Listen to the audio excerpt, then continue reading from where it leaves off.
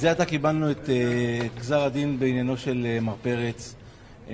מדובר בהחלטה קשה. גזר הדין והכרעת הדין הן החלטות קשות מבחינתו של קובי. זה יום קשה מאוד עבורו. יחד עם זאת, המסע להוכחת החפות שלו לא יסתיים.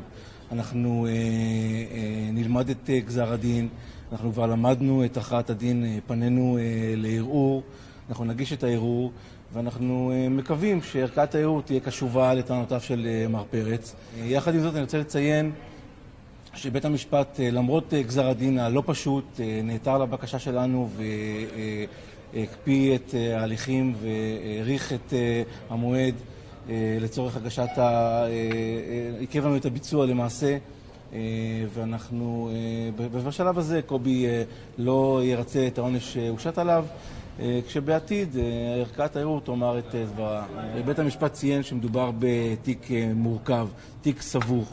בסופו של דבר בית המשפט ביסס את הכרעת הדין שלו על ראיות נסיבתיות שהיו בתיק ועל עדות של עד מדינה שהוא עצמו קבע שהיא איננה מהימנה ואי אפשר לסמוך עליה או לתמוך בה ממצאים. ויחד עם זאת, בסיס ההרשעה רובו ככולו נשען על אותה עדות שנסתרה ונמצאה שקרית של אותו עד מדינה.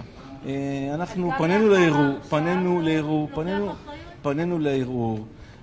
יש לנו הרבה מה לומר לערכאת הערעור. אנחנו מקווים שערכאת הערעור תשקול את הדברים ותבחן אותם בזווית שאנחנו מצפים שהיא תראה את הדברים, וימים יגידו. בשלב זה יש 45 יום עיכוב ביצוע להגשת ערעור. אנחנו נעתור כמובן בהמשך לערכאת הערעור להמשך עיכוב הביצוע.